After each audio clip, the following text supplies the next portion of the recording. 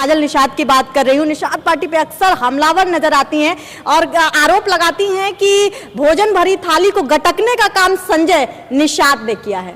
परिणाम आ रहे हैं, हर प्रकार की जो आपराधिक घटनाएं हैं उनमें बहुत ज्यादा कमी आई है। चाहे हत्या हो, डकैती हो, लूट हो, अपहरण हो, बलात्कार हो, इस प्रकार की सारी जघन्य घटनाओं में 50% से ज्यादा की कमी आई है। ये हमारे मुख्यमंत्री जी का जो जीरो टॉलरेंस की नीति है उसकी वजह से। जीरो टॉलरेंस की बात आप कर रहे हैं और कोर्ट आपत्ति जताता है कि जो बुलडोजर की नीति है भाजपा की वो टॉलरेंस में नहीं आती है। मैं आपको बता दूं, कोई भी अवैध निर्माण है, कोई भी अवैध संपत्ति है, उसको हटाने के लिए हाथ से तो नहीं हटाया जा सकता। हाथ से हटाने के लिए जब उसके पास जो मशीनें बनी हुई हैं, जेसीबी बनी हुई है, बुलडोजर बना हुआ है, वो बुलडोजर जिसको आप जेसीबी कहते हैं, जेसीबी से हटाते हैं। अब उसको बुलडोजर का नाम दे करके उसके बारे में चर्चा होती है। कौन कर रहा है ये अब एक जाहिर है जी। नमस्कार, एनबी न्यूज भारत देख रहे हैं आप और मैं हूं आपके साथ यशस्वी पाठक। 2024 का रण शुरू हो गया है। आज घोषी में अखिलेश यादव नजर आएंगे। काफी तेज तर्रार नेता के रूप में अखिलेश यादव जब निकले थे और आज घोषी में जब नजर आएंगे तो 24 के चुनाव की तैयारी में अखिलेश यादव नजर आ रहे हैं। मेदावल के विधायक नजर हैं हमारे साथ। भोजन भरी थाली का नाम सुना होगा आपने, निषाद पार्टी से विधायक बने थे और उससे खास बात आपको ये बता दूं कि निषाद पार्टी में जितने विधायक हैं उनके कैप्टन कहे जाते हैं अनिल त्रिपाठी।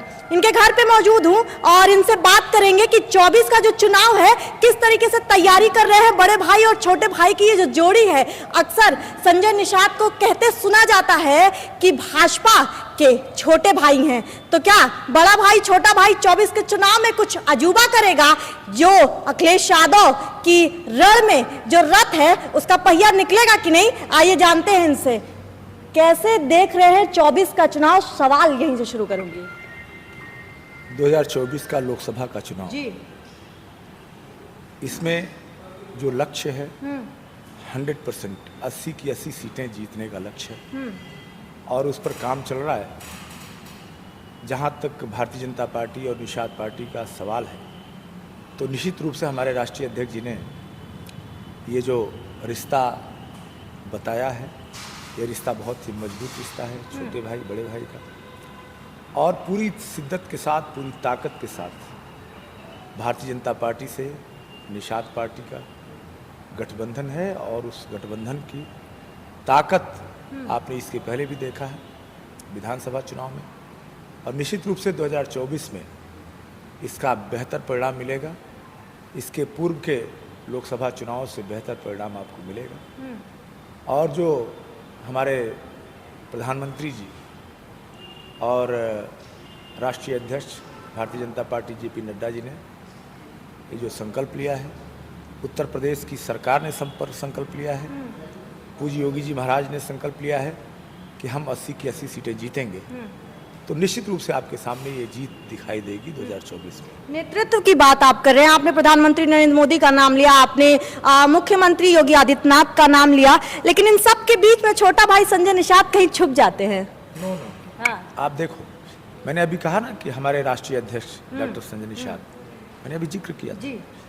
तो हमारे जो राष्ट्रीय अध्यक्ष हैं डॉक्टर साहब, वो बहुत ही मेहनती आदमी हैं, रात दिन काम करने वाले व्यक्ति हैं और उन्होंने गरीबों के लिए, पिछड़ों के लिए, शोषित वंचित समाज के लिए जो संघर्ष शुरू किया है, उस संघर्ष का परिणाम आज ये दिखाई दे रहा है। निषाद पार्टी अभी 2017 तक जिसको किसी ने नोटिस नहीं लिया था, लेकिन हमारे राष्ट्रीय अध्यक्ष डॉक्टर संजय निषाद जी की मेहनत का परिणाम है। समाजवादी पार्टी में नहीं थे।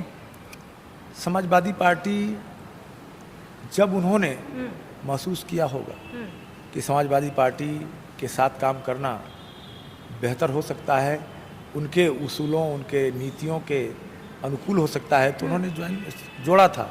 लेकिन जब उन्हें लगा कि समाजवादी पार्टी उसने निषाद समाज के लिए, गरीबों के लिए वो काम नहीं किया जो उसे करना चाहिए था। आपको मैं याद दिलाना चाहता हूँ कि 2016 में समाजवादी पार्टी की सरकार थी उत्तर प्रदेश में और उन्होंने निषाद समाज के जो 17 जातियां हैं उनके लिए आरक्षण का एक अध्यादेश जारी कराया था, लेकिन वो अध्यादेश उन्हें जारी करने का हक नहीं था, केंद्र सरकार का विषय था।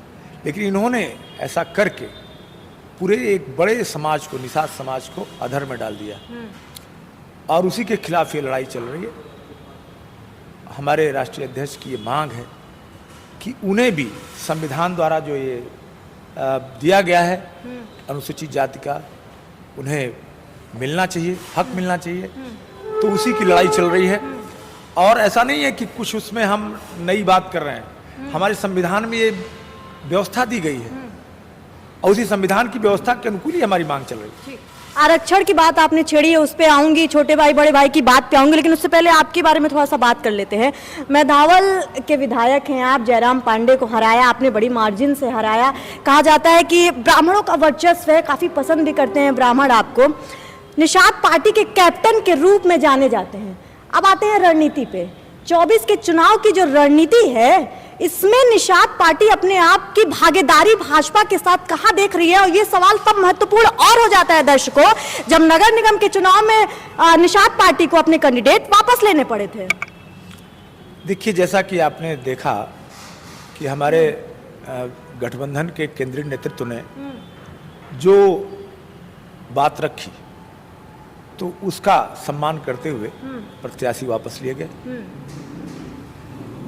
रिश्तों को मजबूत रखने के लिए भावनाओं की कदर करनी पड़ी। काफी विद्रोह भी हुआ था निषाद पार्टी में, कैमरा के सामने, मीडिया के सामने बहुत से कैंडिडेट आए, विद्रोह किया गया कि भाई हमें उस तरीके की भागीदारी नहीं मिल रही है। देखिए, जहां तक जो विद्रोह की बात आप कर रही हैं, हाँ।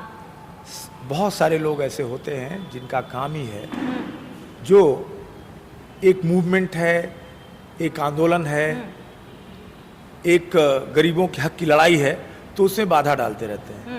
ऐसे लोगों ने कहीं विद्रोह किया होगा, लेकिन वो विद्रोह सिर्फ सतही था, दिखावा था, वो कोई अंदरूनी विद्रोह नहीं था, उसका कोई बहुत प्रभाव नहीं था। और इसीलिए आपने देखा होगा उत्तर प्रदेश के इस चुनाव में, जो लोकल बॉडी का चुनाव था, इसमें कितने अच्छे परिणाम आए। ये हमारे पार्टियों का जो गठबंधन है, उनके संयुक्त प्रयास से बहुत अच्छा परिणाम आया। इसके पहले के जो परिणाम थे, उससे बेहद दुगुना जीत हासिल हुई और इस कारण से एक बहुत अच्छा माहौल भी बना। विपक्ष अब एकजुट हो गया है। ऐसा कहा जाता है कि हर लोकसभा चुनाव के पहले विपक्ष एक साथ हो जाता है और भाजपा को कहीं ना कहीं दरकिनार करने की कोशिश की जाती है, हालांकि वो कोशिश अब तक सफल नहीं हुई है। थोड़ा आपके सवाल को और इजी कर देती हूँ, जरा ये बताइए कि अब जब विपक्ष इकट्ठा हो गया है इंडिया, और जिस तरीके से नाम सामने आ रहे हैं, राहुल गांधी बड़े सामने थे, पिछले 1 साल से आंदोलन चल रहा था राहुल गांधी का, पैदल सड़कों पर मौजूद रहे, यहाँ से लेकर कन्याकुमारी तक हर स्टेट को कवर किया। क्या लगता है भाजपा कहीं ना कहीं आप पीछे हट रही है इस आंदोलन से? मैं आपको बताऊं कि ऐसे राजनीतिक आंदोलन हुआ करते हैं, लेकिन आपने इतिहास में क्या किया है? आपने इस देश को आज़ादी के बाद मजबूत करने के लिए और देश की तरक्की को आगे बढ़ाने के लिए आपने क्या किया? आपने जो अंग्रेजों ने नीति दिया, आज जो इंडिया INDIA जो ये गठबंधन है, इसमें जुड़े हुए जो बड़े लोग हैं, जिन्होंने इस देश पर काफ़ी वर्षों तक, हमको लगता है 40 से 45 वर्षों तक इस देश का शासन किया है, उन्होंने अपने शासनकाल में क्या किया? गरीबी हटाओ का नारा तो दिया, लेकिन गरीबी नहीं हटाई। कानून व्यवस्था बुरी तरीके से, गुंडे माफियाओं का उत्पादन वहां से शुरू हुआ इंदिरा जी के टाइम से। और आप ये देखो कि राजनीति किस प्रकार से बदलती रही है। इस देश की जो तरक्की होनी चाहिए थी, अन्य देशों को देख लें, आप जापान को देख लें, ऑलमोस्ट इंडिया के आसपास ही वो भी जो है, वो तो कह रहे हैं हमने नवरत्न दिया, वो आप बेच रहे हैं, जो है हमारा ही है। कोई ऐसा नवरत्न इस देश का बिकने वाला नहीं है। मैं आप बता दूं, वक्त के हिसाब से परिवर्तन होता है। प्राइवेटाइजेशन के लिए आज मैं आपको बताऊं, प्राइवेटाइजेशन के साथ साथ जो निजीकरण है, निजीकरण के जो फायदे हैं उसको भी हासिल करना, और साथ ही साथ सरकार की व्यवस्था को भी, सरकारी तंत्र को मजबूत करने का काम जी। आज हमारी सरकार ने, हमारे माननीय प्रधानमंत्री जी ने जो व्यवस्था दी है, करोड़ों खाते जो जनधन के खाते खुले हैं, जिससे डीबीटी का लाभ, डायरेक्ट बेनिफिट ट्रांसफर, ये जो हो रहा है, पहले जो लाभार्थी होता था उसके पास जो सरकार के लाभ की योजना पहुंचने के पहले खुद इस देश के पूर्व प्रधानमंत्री राजीव जी ने कहा था कि हम 1 रुपया भेजते हैं, 85 पैसा बीच में खा जाते हैं, 15 पैसे मिलते हैं। लेकिन आप बता दो कि आज हिंदुस्तान के किसी भी लाभार्थी को जो डीबीटी के माध्यम से ट्रांसफर हो रहा है, कोई भी बिचौलिए को कोई लाभ मिल रहा है क्या? 100% लाभ उस व्यक्ति को मिल रहा है जो उसका पात्र है, चाहे वो किसान सम्मान निधि हो, चाहे शहरी आवास का हो, चाहे ग्रामीण आवास का हो, अथवा अन्य सभी पेंशन की योजनाएं हो, जितनी भी योजनाएं हैं उसका लाभ सीधे सीधे लोगों के खातों में जा रहा है। अब किसी प्रकार का कोई शंका नहीं रहा जी। तो ये व्यवस्था जो हमारी सरकार ने किया है, हमारे माननीय प्रधानमंत्री जी ने किया है, और जो देश को इस गौरव तक पहुंचाया है, जो दुनिया का, तीसरी दुनिया का देश कहलाने वाला ये भारत आज दुनिया के अग्रणी 20 देशों में ये जाना जा रहा है। हमारी अर्थव्यवस्था जो कभी किसी पायदान पे थी कि उसकी गिनती करना भी कठिन था, आज वो 5वें पायदान पे पहुंच रही है।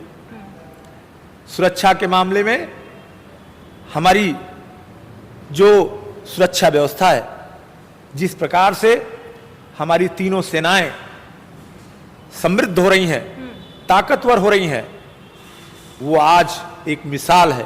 और आपने हाल ही में देखा होगा कि हमारे प्रधानमंत्री जी के नेतृत्व में इसरो ने जो काम किया, पूरी दुनिया में पहला देश है। ऐसे तो 4 देश इसके पहले भी चंद्रमा पर यान उतार सके थे। अखिलेश यादव ने कमेंट कर दिया, रोकूंगी आपको।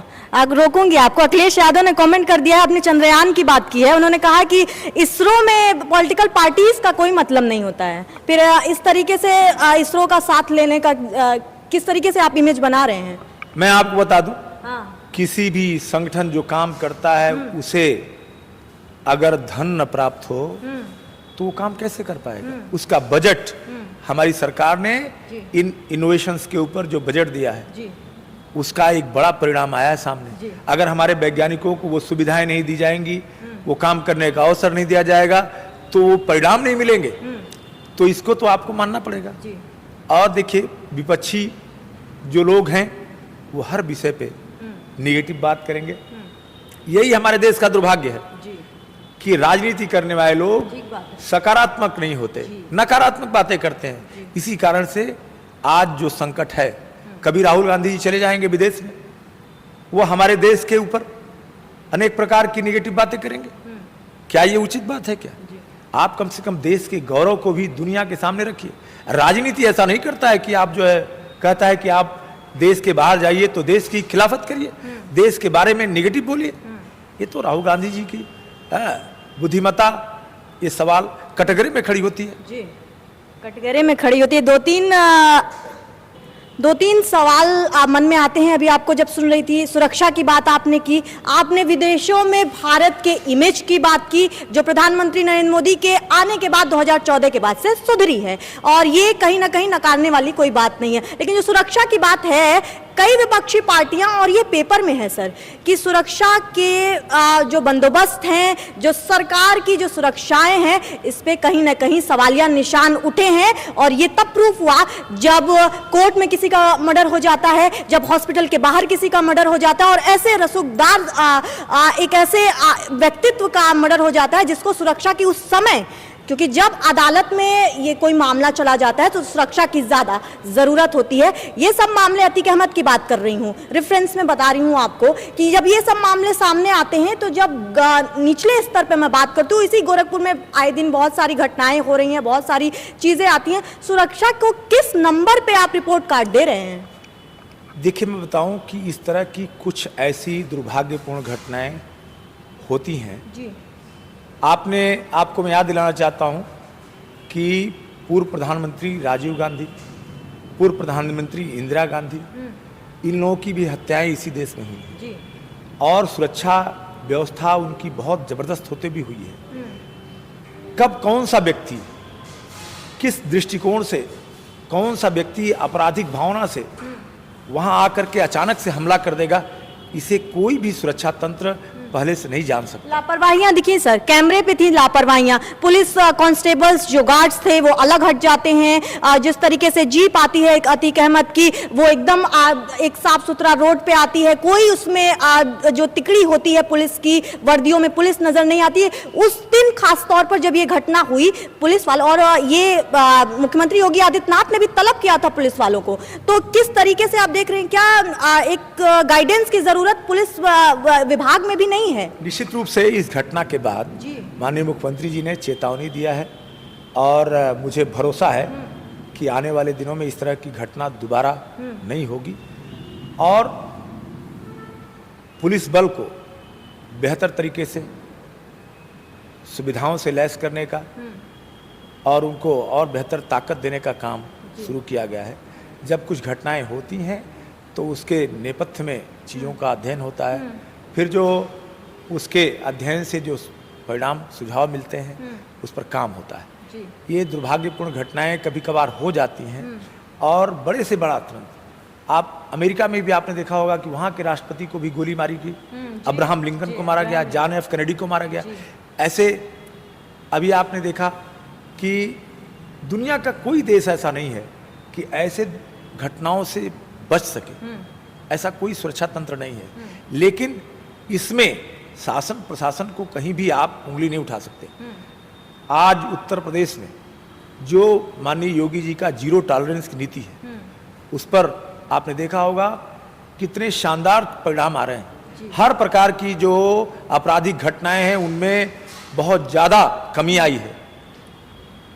चाहे हत्या हो, डकैती हो, लूट हो, अपहरण हो, बलात्कार हो, इस प्रकार की सारी जघन्य घटनाओं में 50% से ज़्यादा की कमी आई है। ये हमारे मुख्यमंत्री जी का जो जीरो टॉलरेंस की नीति है उसकी वजह से। जीरो टॉलरेंस की बात आप कर रहे हैं और कोर्ट आपत्ति जताता है कि जो बुलडोजर की नीति है भाजपा की वो टॉलरेंस में नहीं आती है। मैं आपको बता दूं, कोई भी अवैध निर्माण है, कोई भी अवैध संपत्ति है, उसको हटाने के लिए हाथ से तो नहीं हटाया जा सकता। हाथ से हटाने के लिए जब उसके पास जो मशीनें बनी हुई हैं, जेसीबी बनी हुई है, बुलडोजर बना हुआ है, वो बुलडोजर जिसको आप जेसीबी कहते हैं, जेसीबी से हटाते हैं। अब उसको बुलडोजर का नाम दे करके उसके बारे में चर्चा होती है। कौन कर रहा है ये अब एक जाहिर है कौन कर रहा है चर्चा? सभी करते हैं, चाहे वो पक्ष हो, चाहे विपक्ष हो, चाहे आम जनता हो। लेकिन आप ये देखो कि इस बुलडोजर की नीति से कितना बड़ा परिवर्तन होता है। अपराधियों में भय व्याप्त है, अपराध घटे हैं, तो ये परिणाम देखो ना। और आज इसी बुलडोजर जी जो नीति है ये कानून के दायरे में है, कानून के खिलाफ नहीं है और इसका उपयोग अन्य प्रदेशों में भी लोग कर रहे हैं। क्योंकि भाई आप किसी भी अवैध संपत्ति को, अवैध भवन को अगर तोड़ेंगे तो बुलडोजर तो लगाएंगे ना, इंसान तो तोड़ नहीं पाएगा। तो इसलिए उस बुलडोजर को लगाने का काम, अब उसको आपने नीति से जोड़ दिया, उसको आपने अनेक प्रकार से, कहीं क्या सरकारी दस्तावेज में लिखा है क्या बुलडोजर नीति? सरकारी दस्तावेज में बुलडोजर नीति नहीं लिखा होगा। वो तो लोगों ने एक उसका आयाम दे दिया, उसको जो है एक प्रतीक के रूप में इस्तेमाल। इसके रिजल्ट के पहले मुख्यमंत्री योगी आदित्यनाथ का एक वीडियो वायरल हुआ था जिसमें उन्होंने कहा था कि इस बार फिर बुलडोजर चलेगा। देखिए, आप जानते हो कि नेतागण जो है वही शब्द बोलते हैं जो शब्द लोगों को आसानी से समझ में आता है। तो पत्रकारों को भी आसानी से समझ में आता है, जनता को भी आसानी से समझ में आता है, इसलिए बुलडोजर बोल दिया उन्होंने। और कहीं से भी इसमें कोई अनुचित नहीं है। आखिरी में जाते जाते एक सवाल, क्योंकि गोरखपुर है ये, यहाँ पर दो चेहरा बहुत एक्टिव नजर आता है। एक काजल निषाद की बात कर रही हूँ। निषाद पार्टी पे अक्सर हमलावर नजर आती हैं और आरोप लगाती हैं कि भोजन भरी थाली को गटकने का काम संजय निषाद ने किया है। जवाब दीजिए। देखिए, काजल जी अभिनेत्री हैं, अभिनय करना उनका काम है। अब वो राजनीति में भी अभिनय कर रही हैं, राजनीति में प्रतीकों का उपयोग करके वो अभिनय कर रही हैं। तो अभिनय का कोई प्रभाव नहीं था। आदमी जो है थोड़े क्षण के लिए उसको देखता है, उसको अच्छा बुरा जो भी लगता है, फिर उसके बाद भूल जाता है। काजल निषाद जी वो एक इंसान के रूप में अच्छी इंसान हैं, लेकिन वो राजनीति में अभिनय नहीं करना चाहिए। अब वो जो है उनको बताया गया है, उनको नेतृत्व ने कहा हुआ है कि आप जो भी बोलो तो डॉक्टर संजय निषाद के खिलाफ बोलो, डॉक्टर संजय निषाद के ऊपर हमला करो। भोजन भरी थाली गरीबों का एक प्रतीक चिन्ह है, मां अन्नपूर्णा का ये जो है प्रसाद माना जाता है, और उस भोजन भरी थाली को आप गटकने की बात करो, कहाँ गटक लिया भाई? आज तो हमारी सरकार ने, हमारे प्रदेश और केंद्र की सरकार ने आज हर गरीब के घर में भोजन का इंतजाम किया है लगातार। आपको याद होगा कि 2020 और 2021 में कितना भयानक मंजर था कोरोना काल में, और उस टाइम पे लोग घरों में रहते थे, बाहर निकलना मुसीबत था क्योंकि उससे मौतें हो रही थी। तो हमारी सरकार ने हर गरीब तक भोजन पहुंचाने के लिए मुफ्त में अनाज भेजा, और वही अगर थाली में डाल दिया तो भोजन भरी थाली हो गई। ऐसे पवित्र चीज के ऊपर जो है किसी प्रकार की निगेटिव बात करना, टिप्पणी करना और उसको लेकर के उपहास करना, ये कतई उचित नहीं है। और आप अगर कभी मिलेंगे तो उन्हें समझा दीजिएगा कि वो अभिनय, आरक्षण कब मिलेगा? अभिनय करना बंद करें, और जो है राजनीति करना है तो अभिनय मुक्त होकर के राजनीति करें। ये राजनीति के रंग है। 2024 के लोकसभा चुनाव आने वाले हैं। शाम दाम दंड भेद सब अपनाया जाएगा। ये चुनाव है और पब्लिक किसके तरफ जाएगी ये भी देखना दिलचस्प होगा।